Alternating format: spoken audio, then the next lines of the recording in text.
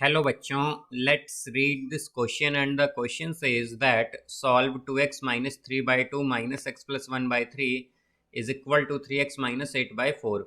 Now let's see the options. Option A1, option B2, option C 4 by 5 and option D 5 by 8. तो आइए अब इस question को यहाँ पर हम सॉल्व कर लेते हैं। इस क्वेश्चन में कहा गया है कि हमें यहाँ पर इस इक्वेशन को सॉल्व करना है। तो यहाँ पर हम की कॉन्सेप्ट यूज़ करेंगे, concept that P by Q minus R by S is equal to PS minus RQ by QS। ये आता है हमारे पास।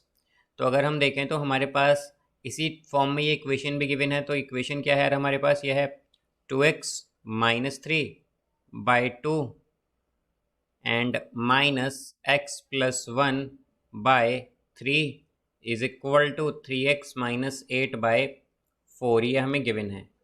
अब यहाँ से हम अगर देखें तो इसे हम क्या लिख सकते हैं? 2x माइनस 3 की मल्टीप्लाई किससे होगी? 3 से। तो ये आएगा 3 into 2x minus 3 and minus x plus 1 की मल्टीप्लाई होगी 2 से। तो 2 इंटू एक्स प्लस 1 और होल डिवाइडेड बाय, यहाँ पर डिवाइड में क्या आएगा? 2 इंटू 3 यानी कि 6 हो जाएगा, is equal to 3x minus 8 by 4।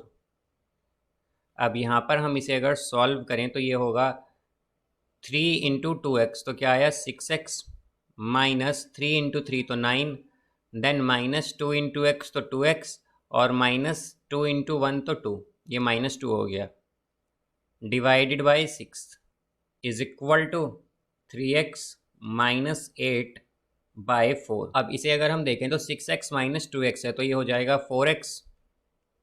तो यहाँ पर ये आएगा 4x, देन है ये यहाँ पर -9 और -2 तो क्या आएगा? -7 -11 एक्चुअली, बिकॉज यहाँ पर -9 और -2 है तो क्या होगा? प्लस हो जाएगा ये, यानी कि -11 आएगा and divided by 6 is equal to 3x minus 8 by 4, 3x minus 8 by 4। अब यहाँ पर हम क्रॉस मल्टीप्लाई कर लेंगे तो ये होगा 4x माइनस 11 इंटू में 4 आएगा यहाँ पर, और इसी तरह हमारे पास ये हो जाएगा 3x माइनस 8 इंटू में 6। अब यहाँ पर अगर हम देखें तो क्या आएगा? 4 इंटू 4x इंटू 4 क्या होगा? 16x एंड माइनस 11 इंटू 4 तो क्या आएगा? 44 is equal to 3x into 6 तो क्या होगा? 18x माइनस 8 इंटू 6 तो क्या होगा? 48।